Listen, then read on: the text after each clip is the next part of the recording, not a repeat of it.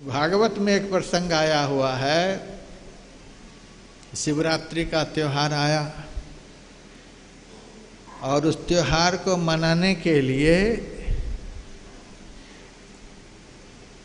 सब लोग अंबिका बन गए, ब्रजवासी भी गए।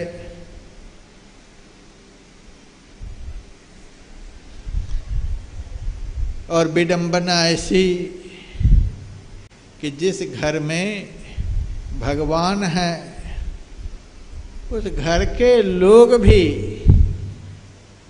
अंबिका वन भगवान शिव और पार्वती के विवाह का त्योहार मनाने के लिए गए और साथ में भगवान को भी ले लिए। कृष्ण तुम भी चलो, चलो तुम भी। भगवान कृष्ण को साथ लेकर बाबा नंद, यशोदा सब गए हैं।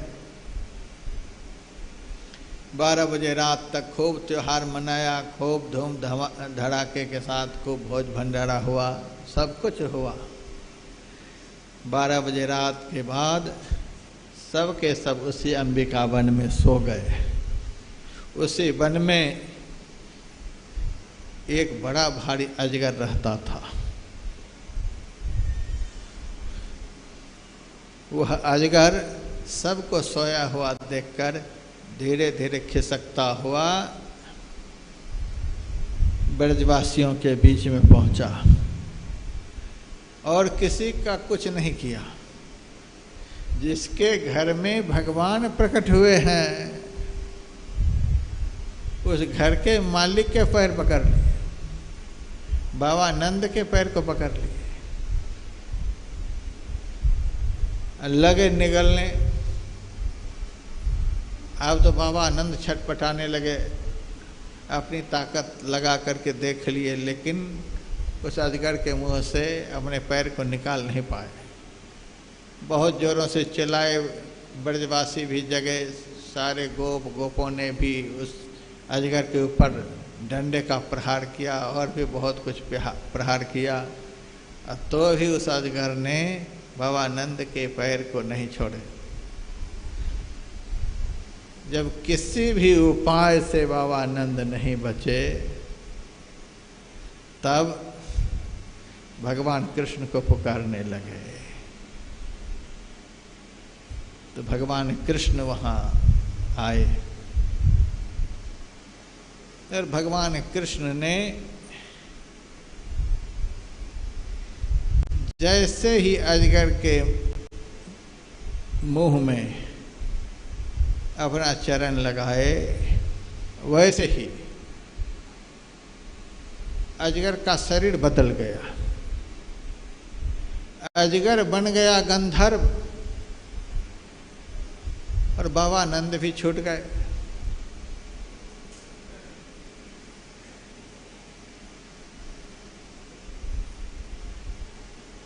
तो सुखदेव जी महाराज से परीक्षित ने पूछा, वह कौन अजगर था जो बाबा नंद के चरण को पकड़ लिया और भगवान के चरण का स्पर्श होते ही वह गंधर्व बन गया? वह कौन था?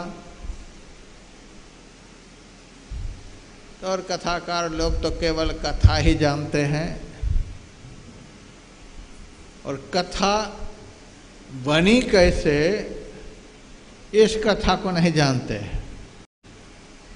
जहाँ भी जाइए कथा सुनते रहिए, आप जो लिखा हुआ सुनाते रहेंगे और उस कथा का मूल स्रोत कहाँ से है यह नहीं जानते। तो मूल स्रोत तक जानने वाले कथाकार एकमात्र संत होते हैं। तो सुखदेव जी महाराज तुरंत बता दिए, देखो पहले यह अजगर विद्याधर नामक गंधर्व था। एक दिन संत अष्टावक्र मुनि को टेढ़े मेढ़े चलते हुए उन्होंने देखा। वे 8 अंग से टेढ़े थे, तो चलते थे तो कभी सड़क के एक किनारे तो कभी दूसरे किनारे, ऐसे विचित्र ढंग से वे चलते थे, संपूर्ण शरीर टेढ़ा मेढ़ा। उनकी कुरूपता को देख करके जोरों से हंसा। इनको अपने सर्वांग सौंदर्य का बड़ा भारी अभिमान था, मैं इतना सुंदर, और ये देखो कैसा है। संत को देख करके हंसा। उसी क्षण अष्टावक्र मुनि ने उनसे कहा कि मूर्ख, हमारे टेढ़े मेढ़े शरीर को देख करके हंस रहे हो? हमारे अंदर का ज्ञान कैसा है यह तुम नहीं देख पा रहे हो। हम कैसे हैं? यह शरीर तो खोल है, इस खोल के अंदर रहने वाला जो यह जीव है वह जीव तत्व कैसा है यह तुम नहीं देख रहे हो, और मेरे टेढ़े मेरे शरीर को देख करके हंस रहे हो और अपनी देह के सौंदर्य का अभिमान कर रहे हो। तो हम तो जब चलते हैं तब हमारा शरीर टेढ़ा मेढ़ा सबको नजर आता है, जब चुपचाप बैठ जाते हैं तब लोगों को पता नहीं चलता है। तो हम तो चलने के समय टेढ़े मेढ़े नजर आते हैं, लेकिन जा आए दिन से तू ऐसा जीव बनेगा जो सदैव टेढ़ा मेढ़ा ही दिखलाई देगा। साफ दे दिया। संत के साफ में भी इतना अनुग्रह होता है, वरदान देने पर तो पता नहीं कब तक में उसका कल्याण होगा, साफ देने पर तो जल्दी उद्धार होता है। जब रोग असाध्य हो जाता है तब ऑपरेशन की नौबत आ जाती है। ऑपरेशन हो जाने के बाद जल्दी से रोग खत्म हो जाता है। यदि संत साफ दे दिए तो समझिए हमारा जल्दी से उद्धार करना चाहते हैं। तो साफ दे दिया। हमारा शरीर तो कभी कभी टेढ़ा मेढ़ा मालूम पड़ता है, लेकिन तुम्हारा शरीर अब सब दिन टेढ़ा मेढ़ा ही रहेगा। और जब सांप मिल गया तब होश ठिकाने आ गए, अब चरण में लिपट गए, अब मेरा उद्धार कैसे होगा। तब अष्टावक्र मुनि ने कहा, किसका तूने अपराध किया? संत का। अष्टावक्र मुनि कहते हैं, अब इस शरीर को पाकर जब संत का ही चरण तू कस के पकड़ लेगा तो तुम्हारा उद्धार हो जाएगा।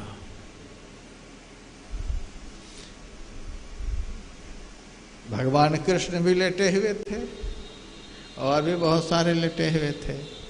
उस अजगर ने और किसी का चरण नहीं पकड़ा, बाबा नंद का चरण पकड़ा। बाबा नंद कोई सामान्य पुरुष थे, जिनके तप से परमात्मा मनुष्य रूप में प्रकट हुए। वे महान तपस्वी संत नंद जी थे। जब संत के चरण को बहुत कस के पकड़ेगा तब ऐसे चरण तुम्हें प्राप्त होंगे, उस चरण के संस्पर्श मात्र से तुम्हारा कल्याण हो जाएगा।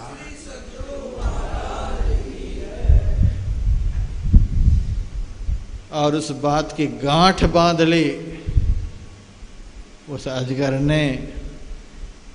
कैसा संयोग आया, भगवान कृष्ण को लेकर बाबा नंद आदि गोप पधारे हैं, सब सोए हुए हैं, लेकिन और किसी के चरण को नहीं पकड़े, बाबा नंद के चरण को पकड़ लिए। यही चरण भगवान के चरण का दर्शन कराएगा, और किसी चरण में ताकत नहीं है, इसीलिए बाबा नंद के ही चरण को पकड़े।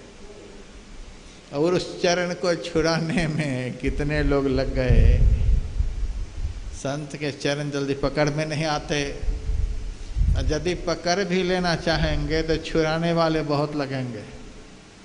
आप पकड़ कर देखिए, 8 दिन रहिए यहाँ, बेटे का फोन आना शुरू हो जाएगा, बाप का फोन आना शुरू हो जाएगा, भाई का। अब फोन से भी आप नहीं जाएंगे तो पधारना शुरू कर जाएंगे, सब आने लग जाएंगे। इतनी खुशामद करेंगे, इस कदर मनाएंगे जिस कदर कि कभी कोई नहीं मनाए थे, इतना मनाने लगेंगे। इस चरण को छुड़ाने के लिए सारी दुनिया लग जाती है। सारी दुनिया के द्वारा भी लाख प्रयास करने पर भी जो इस चरण को नहीं छोड़ते उसी भाग्यवान भक्त को भगवान के चरण प्राप्त होते हैं। नहीं तो इस चरण से अलग करने वाले सब लोग हैं। कहने के लिए भाई हैं, माँ है, बाप है, पति है, पत्नी है, दुनिया भर के संबंधी हैं, लेकिन जितने भी हैं सब भगवान के चरण से दूर करने वाले ही हैं, सब संत के चरण से अलग करने वाले ही हैं। आप एक ही दिन केवारी बंद कर ध्यान में बैठ जाइए, 4-5 घंटे तक बैठे रहिए, उतने में ही देखिएगा घर के नक्शे बदल जाएंगे। क्या क्या ताना मारेंगे, कितनी केवारी को खटखटाएंगे, क्या क्या बोलेंगे कि एक ही दिन में ये कबीरदास बनने के लिए चला है, एक ही दिन में मीराबाई बनने के लिए चली है। क्या क्या नहीं बोलेंगे, क्या क्या नहीं करेंगे, केवाड़ी को तोड़ने लगेंगे। संसार बड़े विचित्र हैं।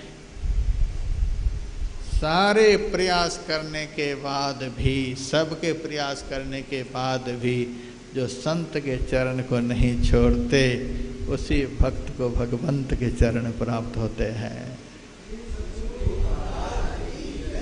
इसीलिए उस अजगर के ऊपर कितना डंडा का प्रहार हुआ है, जलती ही लुकाठी का प्रहार हुआ है, पत्थर का प्रहार हुआ है, बहुत प्रहार हुआ है। सारे प्रहारों को उन्होंने बर्दाश्त किया, तब भगवान के चरण प्राप्त हुए। इतना कस के पकड़ा। इसीलिए पलटू साहब ने कहा, यही उपाय न आन तरन की, इस चरण को कसकर पकड़े बिना अपने उद्धार का दूसरा कोई रास्ता नहीं है।